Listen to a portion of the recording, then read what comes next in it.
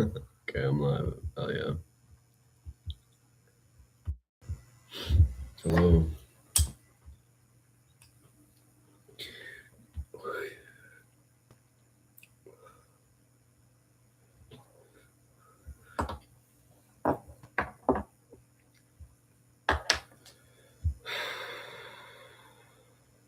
Let's see if I wrote anything that I can repeat.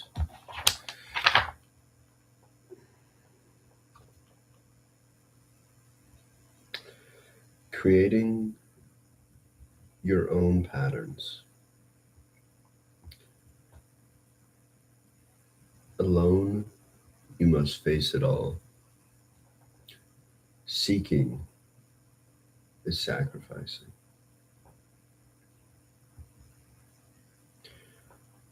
A destiny is first decided when we take paths and roads, actively choosing. The title of this is Tastemaker.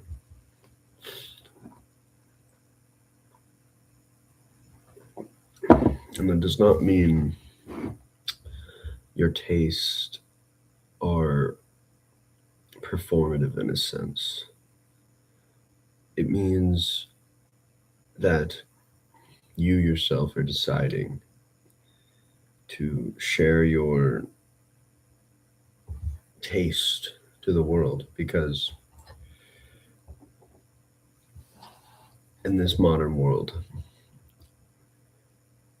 there's so much of nonsense. Hope you just saw my cat. It's fascinated with the blue light. Um,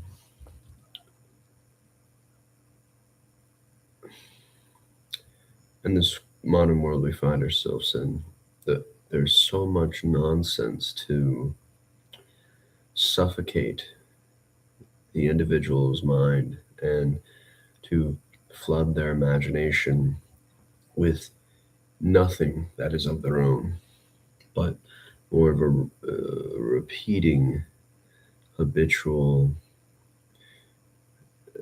reiteration of this prior thing, and they express it through themselves as an original form. But they are unable to see their own hypocrisy, their own bias, my bad. Um,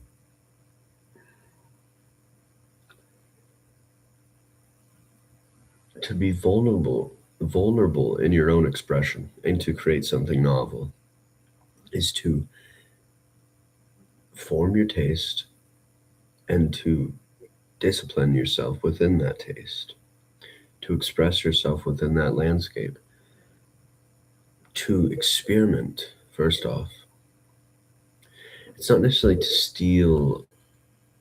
um, to steal the spotlight in which prior creations have stemmed from. It is to completely reform the new with something of your own.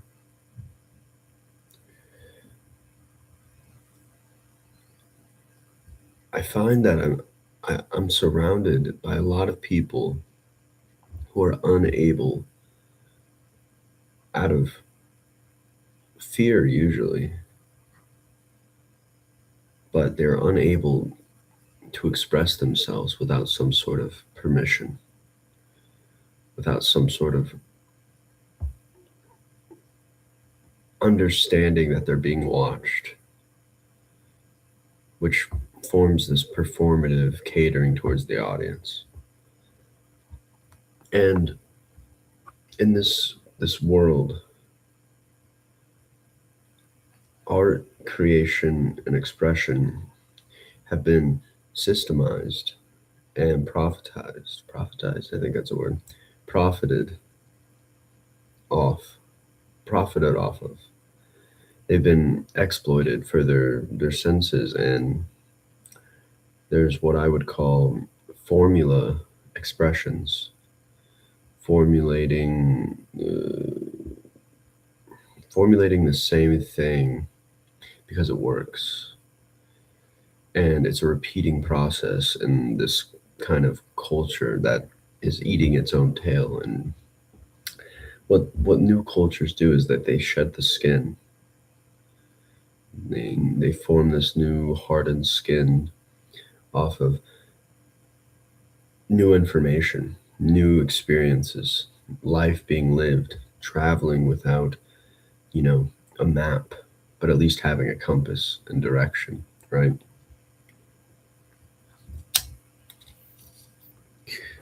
What the screens sort of do for our imagination is they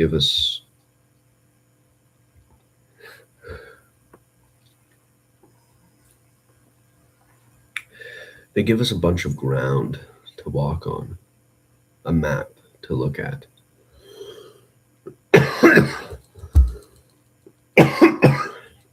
But there's no sort of figure to stand on.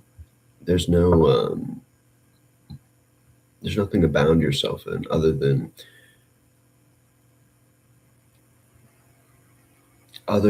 the map itself. And the map,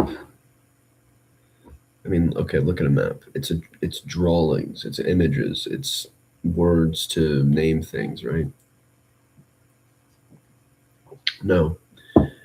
Picture what I just described as a map, images, names to clarify places, right?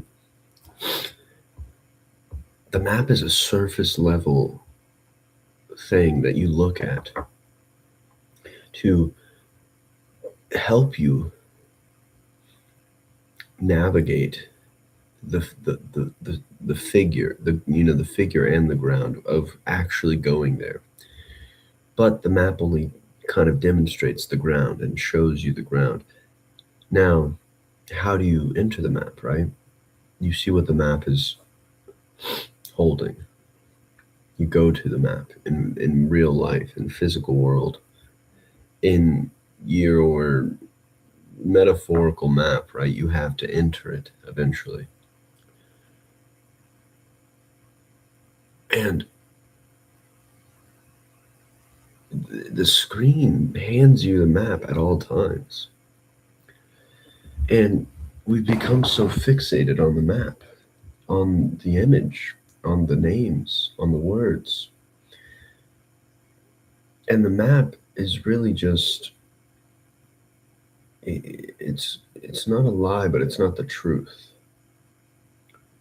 It's real, but it's not necessarily the truth of the matter, of the content of what lies in the map, in the physical world, or in your mental map, right? You're navigating these mental worlds, these mental matrices of figuring out what the fuck you're doing in your life, right? And, say you're trying to figure out something in your own mind, such as, why do I feel so angry at this behavior of this person? Why am I so upset and bored with my life?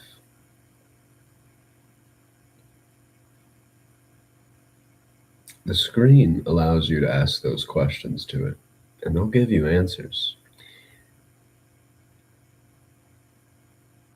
But an answer is something you can just say.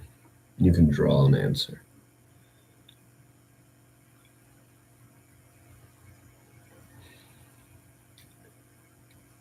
The answer is sort of the map, in a way.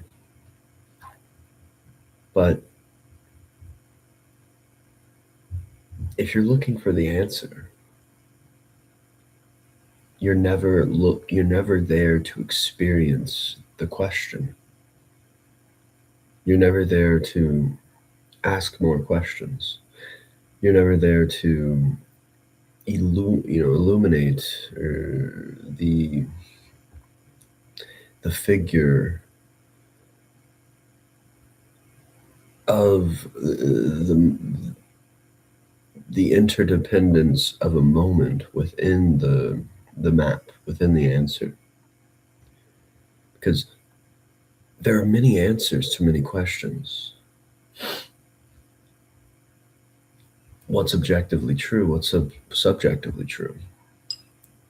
And the truth is, whatever you say it is.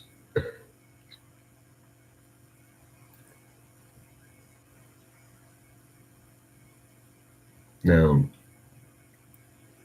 if you're not picking up what I'm putting down, it's okay. Because it's me, right? It's my expression. I'm not factual, just like you're not factual.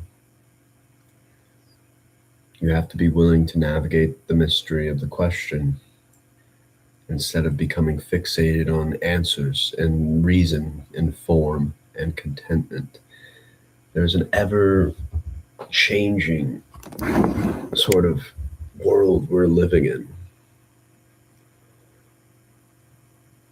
And as we enter this sort of imaginative exploration of the mind, the universe, space, the galaxy, our perspectives begin to either broaden and widen, or they begin to narrow. And it's all dependent on what you're looking for. If you're looking for an answer, your vision becomes very narrow. But if you're looking for questions and mystery, the mystery of a question, right? Your world begins to open.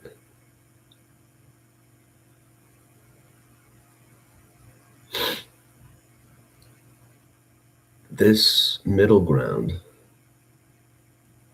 of answers and questions is the tastemaker, deciding for yourself how to express yourself.